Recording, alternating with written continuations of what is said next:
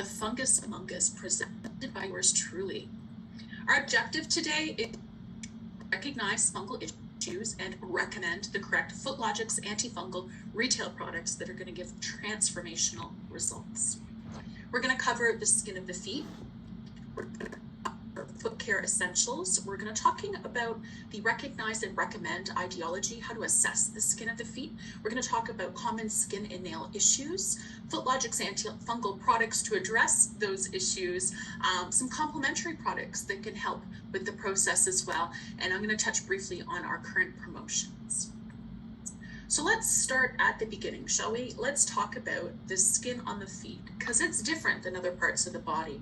And this is a fantastic visual for our visual learners in the audience. You can see here, skin on the body, the most outermost layer here, the stratum corneum on the skin of the body versus the stratum corneum on the feet, right? The outermost layer of the skin on the feet is much thicker, like 20 times thicker on the palms of the hands and the soles of the feet.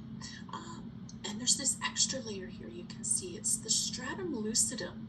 This extra layer in the skin of the feet is what helps bring strength and resiliency to the skin of the feet. This extra layer, like all the layers of the stratum corneum and this extra layer, the stratum lucidum, this is why we can walk around barefoot with really no issue. Whereas if another part of our body was to touch the ground, we would probably bruise or abrade, right? The skin on the body is just not thick enough to handle that. Other things to consider about the skin on the body versus skin on the feet. We can see on the body there's hair, and of course with that comes a hair follicle. If you follow it all the way down, kind of down here, if the visual went that far, you would find a sebaceous gland or an oil gland. So parts of the body with hair have oil glands that secrete oils to help protect that skin. Not true for the skin on the feet. If we see the skin on the feet, there are no hair follicles. There's no hair on palms of hands or on soles of feet. So there's no oils being secreted to protect that skin. What there is a lot of sweat being excreted. There's about 2.5 to 3 times the amount of sweat glands on the bottom of the feet than there are anywhere else in the body. So I hope this starts to paint a picture why the skin on the feet is so different. Is the outer layer is so much thicker. There's an extra layer for protection. There's no no oils being secreted, and there's a lot of sweat being excreted, right? Excretions being something like waste leaving the body. So we see already the skin on the feet is different. And then on top of that, just to keep it interesting, we put our feet up into shoes, right? Sometimes shoes that crunch our toes together. Sometimes it's a dark, warm, moist environment where things love to thrive. So it's just not how the skin and the feet is different, but it's also the environment that we're putting the foot into. So what are some of the causes and the problems that come with dry skin? Some of the causes is lifestyle, modern lifestyle, very different than historical lifestyle for sure. We are busy, busy, busy, go, go, go. We are stressed out. Sometimes we might not be eating well. Maybe we're not getting enough exercise into our daily routine because we are so busy perhaps at our desk, typing away, working away. Think how many Zooms that we've attended in the last few years. So modern lifestyle is not necessarily conducive to healthy lifestyle. And if things aren't really so healthy, what can that look like? Well, if you've got a sedentary lifestyle where you're sitting a bit and you're not moving around and maximizing your circulatory system, you might see venous insufficiency. This is where the circulatory system starts to break down a little bit, and you see these veins are breaking down and circulation's not moving as well as it could. So now we have impaired elimination of metabolic waste, and we have poor circulation. That leads to further impaired sweat production, right? And decreased dermal moisture. So not only is skin on the feet not secrete any oils, even the sweat it produces is completely decreased. We see dry skin, right? Micro lesions, little micro tears. Dry skin is not necessarily skin that is intact. And this, of course, sets up the scenario where we can pick up infection. Skin is our largest organ. It must be healthy, hydrated, intact to protect us from things. So dry skin can result in a lot more than dry skin. If you've ever seen these kinds of feet walk into your business, this is more than just dry skin. There's a roughness to it. There's a disruption to it. If you try to file this skin, it doesn't come completely smooth. You might see something like this coming in, these little dark dots. I can't tell from that photo. Is it a blood supply? Is it a verruca or a wart? Is it a piece of fuzz or a little piece of dirt stuck to the foot? I really need to get up in there to examine it. But that could walk in the door and you're not sure until you examine, right? We see people who are aging, maybe aren't able to reach their feet. They're not getting the service or the treatment that they need. They're not able to maintain their calluses, their toenails for themselves. We might see someone who didn't address the roughness and the dryness, and one of those superficial cracks has developed into a fissure, a very deep, painful crack. Sometimes they bleed. Definitely a big concern for me. Not only is it a portal of infection, this, because it's painful, it literally changes the way somebody walks as they compensate and they land on another part of their foot because the heel is hurting them so much. So it's interesting how something as simple as dry skin can lead to a lot of other things. Foot care essentials, let's talk about that. Effective skincare of the feet should deliver ingredients into the layers of the skin. It should enhance the skin function. It should add moisture into the epidermis, right? Those outer layers of skin we were talking about. It should not seal the skin with occlusive oils. So to put this into context, consider a traditional lotion, a cream, a balm. These products are often occlusive. They sit on top of the skin and they occlude the skin, and they're trapping sweat in the skin, which is often sold to us as trapping moisture in the skin. We don't want to trap sweat in the skin of the feet. Sweat is waste trying to leave the body. It is not hydration, it's sweat. So think about that. Often we're told not to put heavy creams or anything occlusive on the skin of the feet, particularly clients who are diabetic or clients who are at risk. So that's a kind of a traditional product. An effective skincare product is not that. An effective skincare product gets ingredients into the skin, allows the skin to transpire and just function the way that it should. Oh, sorry. So the solution is Footologix Pediceuticals. This is transformational foot care, specialty foot care with dermal infusion technology, this mousse delivery system to get active ingredients into the layers of the skin. This is a really great visual of what I'm talking about for our visual learners, about traditional products sit on top of the skin. Our dermal infusion technology helps ingredients to penetrate all the layers of the stratum corneum, past the stratum lucidum to the stratum granulosum, the stratum spinosum, right down to those base layers of the epidermis, right? Traditional products sit on top. Footologix gets into the layers of the epidermis.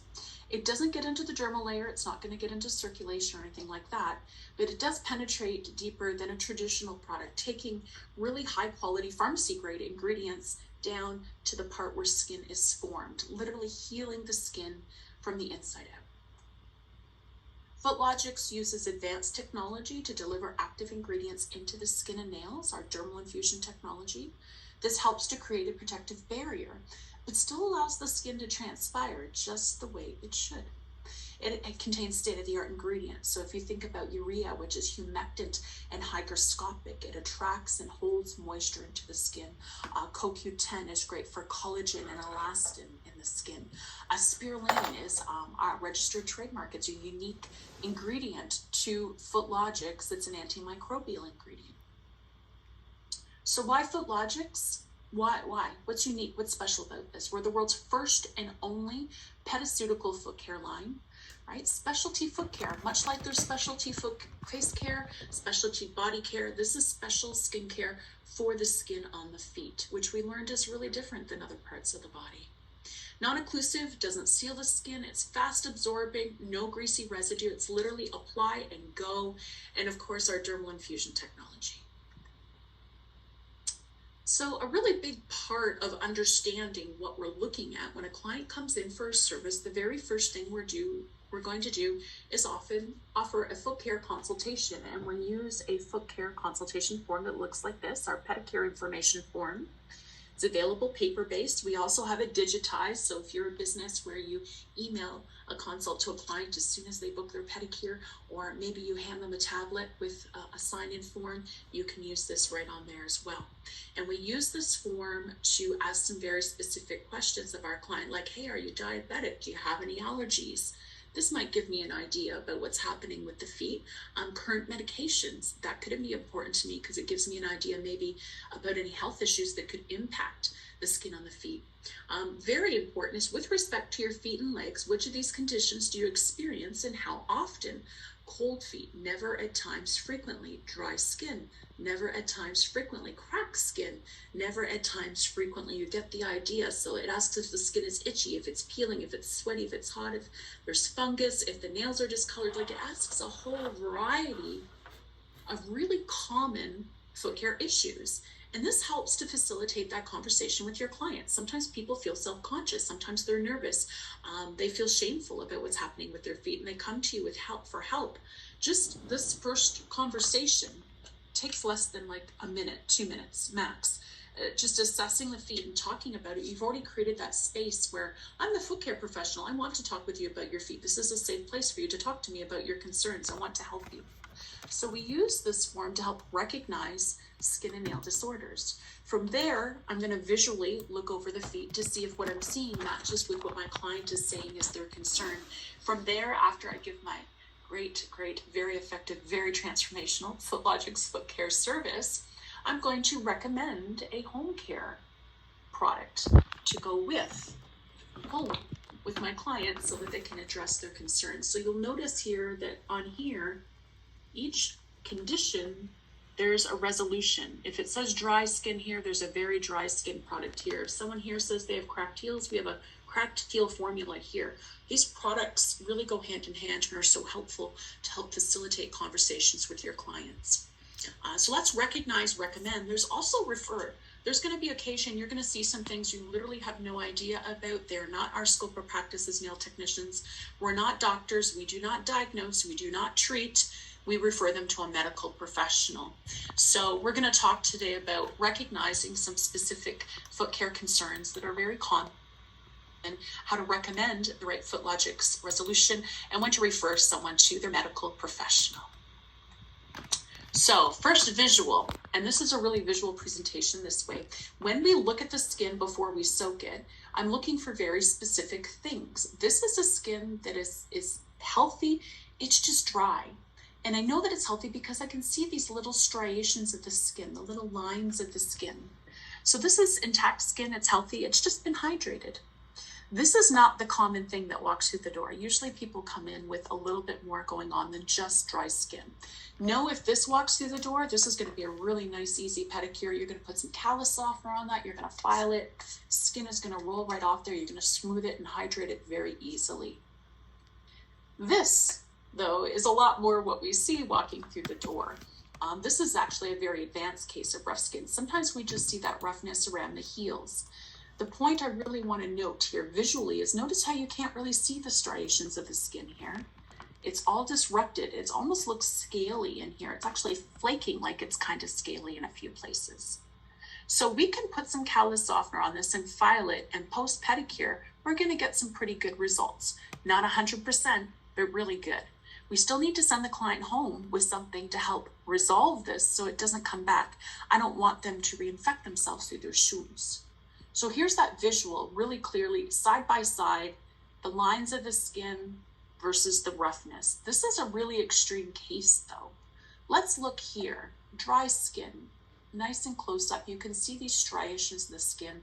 This is a better example of rough skin because people will often say, Nikki, I've got cracked heels, and they want to purchase cracked heel formula. And I talk with them if it's like an online consultation, or maybe if I'm looking at their foot, they'll say they have cracked skin, and I look and I see these are just superficial cracks with roughness. Do you see how you can see the striations of the skin right here, but then they are disrupted? You see the striations of the skin here, but then they are disrupted. I know this is more than just dry skin. This is disrupted skin. This is rough skin. Versus cracked skin. This is truly cracked. When someone says they have cracked skin, I am seeking to understand, is it superficial, so they need rough skin, Or is it really deep, like a fissure? Is it deep enough you could put a coin in there? Is it deep enough that it hurts? Has it ever bled in the past? Those are consultation questions verbally I could ask if I'm on the phone or doing a chat convo. If I'm looking at the foot, what I'm looking for is this. Do you see? You can see the striations of the skin. The only disruption is that crack, and then the striations of the skin, and then crack, striations and cracks. So I can see the lines of the skin. The only thing disrupting those lines are cracks, versus here where there's a lot more than cracks. There's roughness going on. So these are three of the most common things that we see. And this is what I'm looking for. This is why we look at the foot and we do this consultation before we soak, because once we soak the skin, it's going to look a little bit different.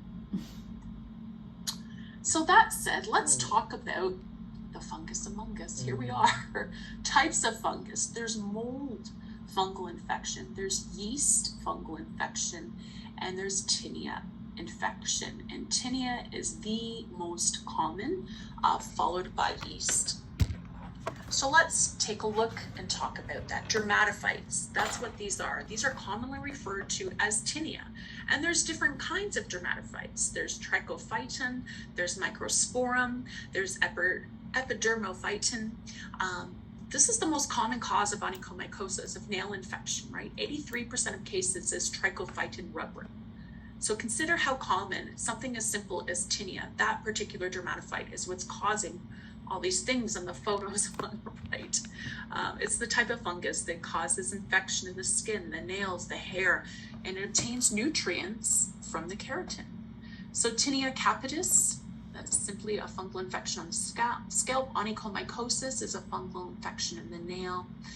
Tinea corpora, which is ringworm, and it's not a worm, it's a misnomer. It's circular, but it's not a worm. This is how fungal infection looks on the skin, maybe on the body if you were to have it somewhere. Tinea pedis is listed here twice, and I want to make a point of saying tinea pedis on a dry skin gets very rough and cracked, like this heel, very common. Tinea pedis on a moist, sweaty foot, or like athlete's foot, the skin begins to peel and macerate, become very thin and delicate like we see here. It's exactly the same infection, it's just on different kinds of skin, whether it's the scalp, whether it's a sweaty foot, whether it's on the body, whether it's a toenail. Same infection, just manifests differently in different places on the body. Aside from fungal issues, which is the number one thing we see on the skin of the feet, there could be bacterial issues. So this is a bacterial issue on the toenail. There is bacterial issues on the skin as well, but I really want to speak about toenails as technicians. This is what we might see. This is less common. You can see it on fingernails too, by the way. It's also known as the greenies, and this is a bacterial infection. And I want to make a point of saying how serious this can become with a toenail and how quickly. This should be sent to a medical professional immediately. It needs to be looked at to determine if antibiotics are required or what else is required. And I say it's so serious and so important because it can get down through the toenail into the bone very quickly, and that can get very serious very quickly. So if you see this, I urge you, do not work on this. You want to send this person to refer to a medical professional. Speaking of nail issues, there are many of them. This is a chart I originally saw at a Foot Focus Summit that I was at a few years ago. Podiatrist was presenting, and this was really an eye-opening slide because we see so many things, and so many times nail technicians automatically jump to fungal, and we don't know that. There's a lot of different things that can happen with the nail. There are over 18 situations here actually, and only one is onychomycosis, a nail fungus. So imagine that. Number 5 is what's being listed as tinea or onychomycosis. So imagine that, all these different conditions, right? And only one is actually fungal. So just recognize we're not doctors, right? We're not podiatrists, we're not chiropodists, we are not dermatologists, right? We are nail technicians. So it's not my job to know all these things. It's my job to recognize these are out of norm, these are not necessarily healthy, and maybe I shouldn't be working on them. More specifically, Let's talk about leukonychia or leukonychia. This is white spots on the nails. This is often from trauma, from aggressive manicuring, pushing back too hard on that cuticle area, right? It's better to go across the nail versus pushing back because this is the kind of damage that we could see. It could be other issues. And in this case, you probably want to send them to a medical professional just to have it double checked. You could work on this. I don't think that there's harm in it, but if you put a colored polish off it, how's the doctor going to see that when they go to the doctor to get it checked out? So things to think about.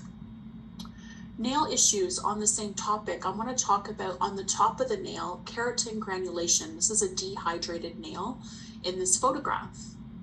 And much like a skin that is disrupted will pick up a fungal infection, the same can be true for a nail plate. Nail plates that are disrupted, like skin, it's prone to infection. This is where a superficial onychomycosis has set in to the surface of this nail. You can notice at the side here that it is yellowing and starting to lift from the nail bed a little bit as well. So white superficial onychomycosis, it's a fungal on top of the nail, superficial top of the nail. It has a very spongy texture to it. You'll know it sometimes you can scrape it off or buff most of it off. Just because you're able to buff most of it off doesn't mean that it's gone. I'd further say that coming back to this slide, this kind of thing can also be from a chemical burn on the nail. Not a lot of products have those sorts of ingredients at this point, but that could be it as well. So superficial onychomycosis, you can buff it off, but I would be conscientious about sending them home with nail tincture just because visually it's gone to the eye. At a microscopic level, it could still be there. You might also send these people to a doctor to get a nail clipping to check that this is in fact what we believe it is, right? And to see if there's any further treatment needed or if what we've offered the client is enough. So nail psoriasis, this is a really interesting one that I want to go over, and I've taken time with putting to this slide together because I think this is the number one thing that's confused or mistaken for a fungal issue. So psoriatic nails or nail psoriasis, any kind of psoriasis, if you've seen psoriasis plaques on the skin, it's a change in the cellular turnover. The skin, often you'll see those little lesions or little around the hairline on someone who has psoriasis. And it causes what appears to be this debris under the nail, right? This debris is not necessarily fungal, right? If you think about psoriasis and that increase in turnover of the skin, that's what's happened in this nail bed, is that we've got this incredible turnover of the skin underneath. The nail is still attached. Sometimes on top of the nail, you'll see some pitting or some different kind of disruption on the top of the nail. But fundamentally, this nail it's not infected. It just looks thickened because of this extra debris. And I want to make a point about that too, is people will say, oh, the nail's thickened. If you look, this nail is not thick, right? Look right here. I'm trying to get my pointer, like right here, this nail itself is not thick. It's the debris between the nail bed and the nail plate that's lifting the nail and making it seem like it's thick. So the thing with this is that this is disrupted. This is susceptible to a fungal infection, right? This extra turnover, this disruption in the skin. But just because it's there doesn't guarantee it's fungal. So it's a fine line, and it's not a conversation I should be in. I'm a nail technician, right? I'm not a doctor. I just want to be aware of what I'm seeing there. And, you know, the client might have even told me on their consultation form that they have psoriasis, so I'm expecting to see this, right? The key thing I want to note is the nail's still attached to the nail bed. Typically, fungal issues, a key feature is that it's separated from the nail bed. This is still attached. So when we're looking at nail issues, these are some things I want you to consider. Just because a nail is separated from the nail bed doesn't mean it's fungal. However, if the nail is separated from the nail bed, they are certainly at risk of fungal issues. And a nail separating from the nail bed could be a lot of things. Someone could have some thyroid issues, they could have bumped their nail. All those conversations are not our conversations as nail technicians. Just things I want you to be aware of as you're working with people. Other hints, is the nail thickened? Because the nail will thicken sometimes if there's fungal issues. Is it discolored, yellow or brown? If it's green, then it's going to be bacterial. It's Pseudomonas. You need to get to a doctor. Is there debris under the nail? Is the skin around the nail inflamed? Coming back to this, so there is this disruption, but there's no inflammation. There's no swelling. There's no redness here. There's no discomfort. So things to consider again, is the skin around the nail inflamed? If there is a fungal infection, if there's a bacterial infection, you will see other characteristics of infection. Might be swelling, might be red, might be warm to the touch, might be uncomfortable. So things to think about. The bottom line, here it is. A healthy nail is attached, slightly pink, translucent, smooth and free of any spots or discoloration. As soon as we deviate from that, if a nail is not attached, there's something going on. If the nail is not slightly pink, there's something going on. If it's not translucent or smooth, there's something going on. We don't have to know what that thing is. We are not doctors, but we need to be aware of them so that as we're working on clients, we can employ best practices. So before jumping here, this is another really great visual showing you, this is the nail that's slightly pink, nice pinkish hue, free edge, is clear. This is where the nail has discolored, and this is hugely, usually we'll see it on one corner first. This has progressed all the way down to the proximal nail fold. This is a nail that's at risk of being ripped up because it's separated from the nail bed when someone's putting a sock on, at risk of losing the whole nail. From there, it can turn a little bit more yellow. It can actually become brittle and crumble. Just depends on the type of infection and the severity. How long have you had that infection? So all of that said, let's talk about the products that can help address some of these concerns or be preventative measures in some of these situations. So, antifungal solutions. I want to start by talking about the Peeling Skin formula. The Peeling Skin formula, this is for literally peeling skin. It has clotrimazole, which is an effective antifungal agent, and it basically helps to protect and care for skin that's kind of clammy and sweaty, right? Like this is traditional athlete's foot. So if you have a sweaty foot with a tinea infection, the skin peels and macerates. This is what it looks like. And you will see this often between toes, but you can see it coming down around the foot as well. Rough Skin formula is for tinea pedis on dry skin. So this is the photo that we talked about where you see the striations of the skin, but then it's disrupted all around the heel. In this case, it's very rough and scratchy, superficial cracking, sandpaper-like skin.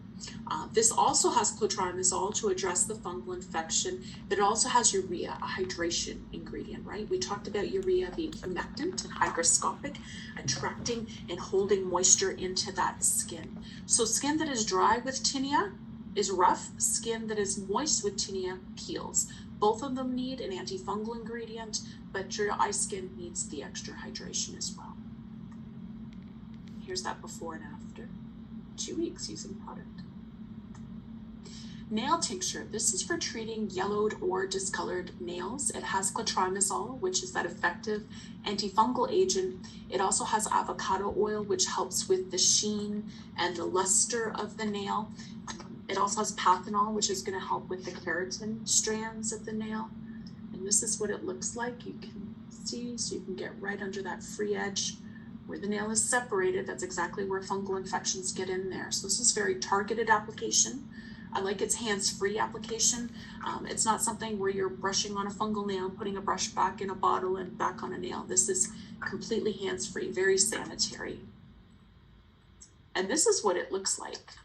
I want to note that most skin issues just live in, all those layers we saw of the stratum corneum. Nail issues take a little longer to resolve. We have to wait till the nail grows out. With skin issues, because it's just in those top layers of the skin, through cellular turnover and using products to resolve the issue, we usually see improvement with a couple days and then often resolution within a couple weeks. Nails, though, we have to keep using it until the nail completely grows out. And I love these photographs because you see at 3 weeks, things are changing, not dramatically. So sometimes someone will come in at 3 weeks and or 4 weeks or 6 weeks and be like, Nikki, I don't know, I'm using it, I'm not sure it's working. I don't see a lot of changes. Understand it took several weeks to get here. It's not going to resolve in 4 or 6 weeks. So I love these photos because they really show that things are changing. And that's the point. As my client, I want them to see, I can tell you're using the tincture. I can see the improvements that are happening. Sometimes showing your client that photo of their foot is really helpful so they can see too that it is in fact working. In this particular case, we see where the nail got a little bit of a deeper yellow, and here it almost became opaque, kind of whitish yellow, opaque. I've seen the other thing happen too, where sometimes things become very translucent. So I'm not here to say which is which. Again, I'm not a medical professional, but as long as I'm seeing changes, then I know the nail tincture is doing the work. I know the client is using it and doing the work. So specialty solutions, these are just nice complementary products to the antifungal line. If somebody's got a fungal issue going on, it's important to treat the skin and the fungal issue, but it's also important to address the foot in terms of the environment that the foot is in. So we have Foot Fresh spray, which is lovely if you've got a very sweaty foot, or if you're somebody who is up in boots for a long time during the day. This is a lovely, just like refresh on the bottom of the foot. When you get your feet out of your shoes, you pull them out, the air hits your sweaty foot and you feel that coolness, and then the smell hits your face. You're like, oh. This is nice because you can spray this on the foot. The menthol in it is going to bring that nice refreshing feeling to the feet. It's kind of tingly and refreshing. The tea tree is going to help kill the bacteria that causes the odor. From there, we want to address the shoe that we're putting that foot up into. This also has tea tree oil in it, and it's going to help kill the bacteria in the shoe that causes the odor or sets that situation where fungal and bacterial things can happen. I would encourage people to pull the insole out of their shoe, spray in the shoe and spray the insole. And by pulling the insole out, there's an opportunity for it to dry properly overnight. If that foot is really sweaty up in there and you don't pull the insole out, you might very well be putting your foot into a slightly moist, kind of yucky shoe the next day. So keep it fresh, pull the insoles out, give them a spray, give the shoe a spray, let it dry properly overnight, and then you're fresh to go the next morning. This is safe for canvas, for leather, for all sorts of materials that shoes are made of. And same is true for sports gear. Sports gear is something you can't wash, and you're sweating up in it, and the sweat that causes the odor, this addresses it. So this is fantastic for sports equipment as well. So who's ready for some amazing results? Here we are. So this is rough skin. And remember, I'm looking for the lines of the skin, and then I see this scaliness. And I see the lines of the skin, and then I see this scaliness. So I know this is rough skin.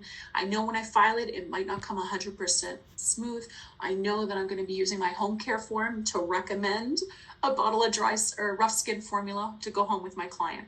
And every situation, the client's going to use about a walnut-sized amount of product, which is about the size of a lid.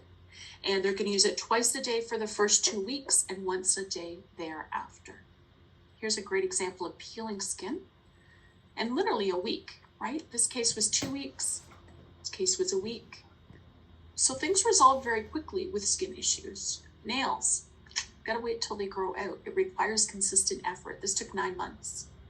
What a dramatic improvement though. These feet, these are clearly somebody who might be a little bit older, somebody who's at risk and wasn't getting foot care regularly, to somebody who was getting foot care regularly and taking care.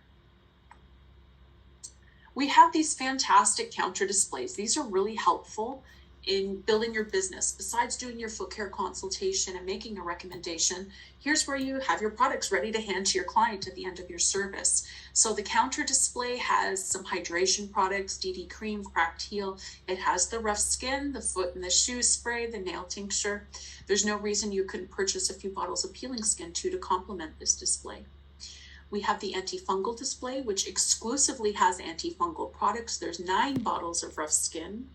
No surprise, it's very common. 6 bottles of peeling skin and 3 bottles of nail tincture.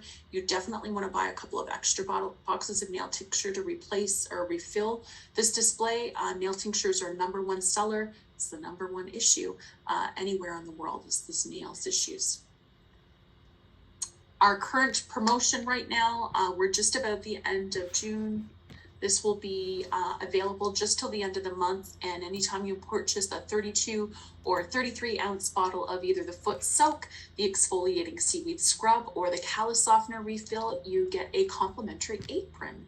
Lovely to protect your clothes when you're in service, particularly if you're dealing with anyone with these interesting fungal things. So check with your local distributor to see if you can get your hands on one of these.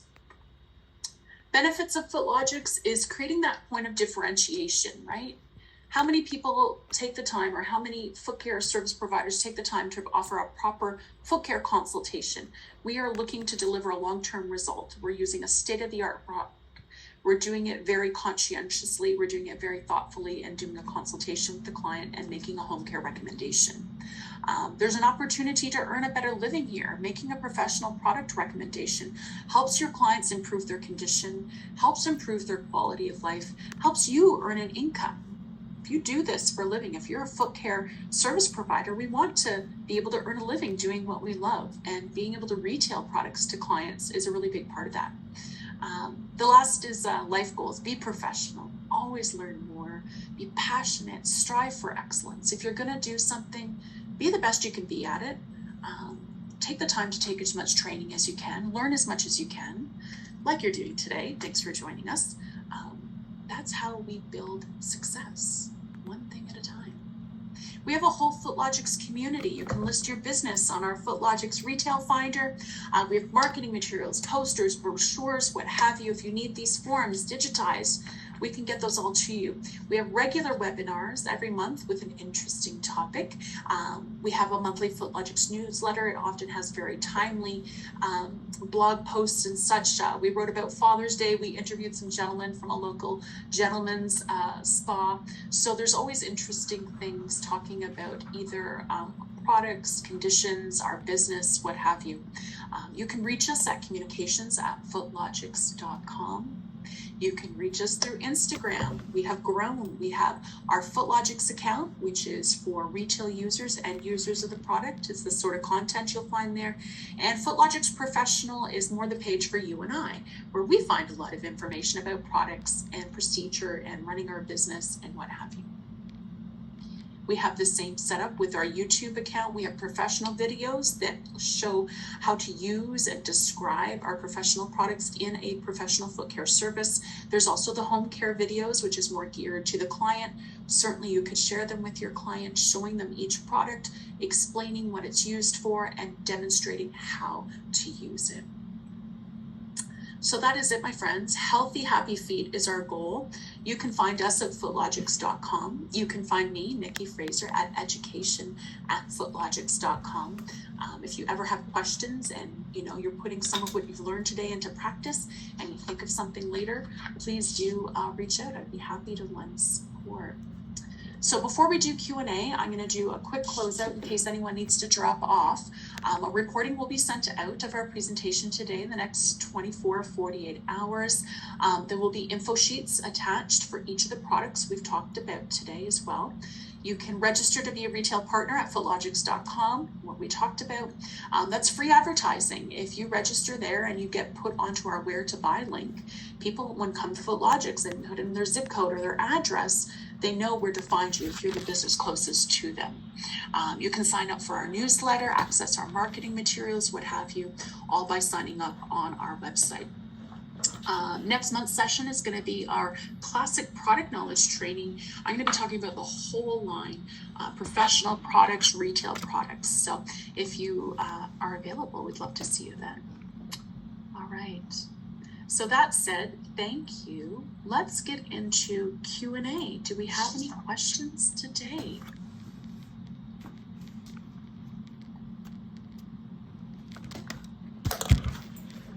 Claire? Hi. All right, we do have a question in the Q&A box. The question is, how can you tell the difference between greenie and bruise? That's a really good point. Bruise typically is more dark purple to black. Like green, when you see it, it's clear what it is. Like you won't question it. I don't know how else to explain it, but just like when you see the green, you know it's green. If you're unsure, send them to a medical professional because the doctor will definitely know what they're dealing with and then provide support to your client. That's a really good question. All right, and then we have a great question, which is always nice to explain, is can we use the toenail tincture on fingernails? Excellent question, and the answer is yes, of course. Fingernail things happen as much as feet things happen. We subject our hands to some different things. Feet are in that dark, warm, moist environment, but of course our fingernails, sometimes we have enhancements. If they've been compromised, that can lead to issues. If your hands are in gloves all day, or if you're touching chemicals or what have you, there's a number of reasons why your fingernails could be compromised. And absolutely, yes, you could use nail tincture on fingernails. Perfect. And then someone is just, maybe this is for more clarification, but sometimes greenies are referred to as mold. Is that the same thing? Mold is a fungus and the greenies is a bacterial infection. So fungal infection is different than bacterial infection. And I would still back that up with, that's not actually my scope of practice as a nail technician. That's usually going to be a conversation with the doctor. Perfect. I think it's important that we clarify that as well. If anyone has any questions, the Q&A box is wide and open, but Nikki, it seems like you must have done too good of a job explaining everything. Sometimes it's just a lot of information. So if anybody has any questions later, feel free to send us a note. You can reach me at education@footologix.com. Thanks, Jennifer, so much for your help in navigating that. If no one has any other questions. Oh, we got a few. Okay. Always last minute. Is the toenail tincture safe for pregnant women? That's an excellent question, and I would say yes, that it is. Most times, though, when somebody's expecting, they're going to double check with their doctor before using it, but it is safe, yes. Good question. And then someone's asking for a little more clarification on the greenies mold question earlier. Is how would you know the difference? Here's the thing, you don't have to. It's not your scope of practice, right? We're not medical professionals. They have different looks to them. And if you can't tell by looking, this is where a doctor is going to take either a nail clipping or a scraping of the tissue underneath the nail, and they're going to send it to a laboratory to have it tested to confirm exactly what's going on, and then they will take action from there. I'm really glad that you're asking these questions because sometimes they're a little dicey, and depending where you are in the world, you know, about what you're allowed to do and what you're not allowed to do. So generally as nail technicians, we're certainly experts in what we do, but we need to be really clear about that we're not medical professionals. So I'm really glad you asked that, like that you're making a point to say, what about this? And the reason we don't know is it's literally not our scope of practice. It's what a doctor's going to do. Perfect. And then we have another question. What can be done about psoriasis nails? Can toe tincture be used? Excellent question. I'm glad you brought this up. So what can be done to resolve it or done to manage it? So when you have psoriasis, it leads, like, there could be plaques on other parts of the body and things like that. Understand psoriasis is a condition that cannot be cured. It can be managed. So usually the medical professional, the doctor, is the one who's going to be helping the client to manage it. There are medications you can take, but they really suppress the immune system. So not everybody chooses to take them. If you have psoriatic nails, or if you're a nail technician and you have a client with psoriatic nails, it's really important for you to keep an eye on it because you're going to be one of the first ones to notice if there's changes to the nail. So what we saw in the photograph in the presentation, that's a very healthy looking psoriatic nail, like as healthy as it's going to be. It's not normal, right? We know that as soon as there's some extra tissue under there, the cellular turnover, that's not normal, that's psoriasis. But also understand that there was no inflammation, there's no swelling, there's no redness, the nail is attached. That looks healthy as it's going to be for that particular condition. You can use nail tincture if you start to see any changes. I would absolutely recommend nail tincture to my client, and then I would send them to a doctor to get it double checked. And the reason I do that is that it's very likely that there is something going on. I don't want my client to have to wait until they can get the appointment to the doctor gets a clipping, they send it to the lab, they wait the results. What if it's a month? That's another month we haven't been doing anything. I really like to send them home with the nail tincture to help address what's happening until the doctor can really get into it with them. Often if we see improvement, the doctor might just say, yeah, it is infection. You know, we've confirmed it's fungal infection. I see improvement with the product you're using. Please continue using it. I think more if you have a fungal infection that's stubborn and it's not resolving with an over-the-counter product is when a doctor's going to get into prescribing something that is well, prescription or an oral medication. Perfect, thank you for that. And then a lot of tincture questions. It's a hot topic item. Is a tincture as effective as some over-the-counter remedies? The tincture is an over-the-counter remedy, and absolutely it is. I would say with any nail issue, it's consistency, right? You need to have it on every single day, even if you get something from the doctor and you're putting it on once or twice a week. Fungus is just stubborn as old heck, and it's constantly reproducing. So if you put it on 4 days of the week and then the 5th day you forget, it's like 2 steps forward, 1 step back. You must apply it every single day. Consistency is what's going to win this situation. That's an excellent question. And then, are the products safe for oncology patients? Yes, that's an excellent question as well. Indeed, it is safe for oncology patients. And then this is a good one. Can diabetics use the toenail tincture? Another resounding yes. Yes, it is safe for diabetics, anybody who is at risk. This is a product that's safe for them to use. And then asking for advice. Some psoriasis nails have a blood vessel right at the tip which can bleed when cut. The little bleed is unpredictable, but these clients think it's pressure from sneakers. Do you have any advice? I would say try not to cut it. I don't want to make anyone bleed, would be my first thing. But outside of that, I'm not sure what to say. If that makes sense, there is blood supply in the nail bed there and where it's disrupted. I guess if really we should only be cutting the free edge of the nail. If it's still attached, I don't think that we should be cutting it is where I'm at. And I'm so sorry, it's so uncomfortable for your client. I can imagine that with all the extra debris with the nail kind of being lifting a little bit. Not lifting, it's attached, but just it thickens, it raises, so it's probably rubbing in the shoe. My recommendation to you as the nail tech is be conscientious as possible, try to get them as comfortable as possible, but also can they talk with their medical professional to see if there's any treatment for the psoriasis. Yeah, that was good advice. And that's it in our Q&A box. All right, well, thank you everyone for joining us today.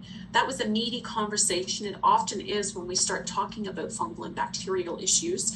I hope that it gave you some more information to keep in your back pocket. So when you're looking at feet, you have an idea about what to work on, what not to work on, and when to send them to the doctor for extra support. There will be a recording set out in the next 48 hours or so. And if you think of any other questions later, you can reach us at education@footologix.com. Thanks so much for joining us, and have a great Monday.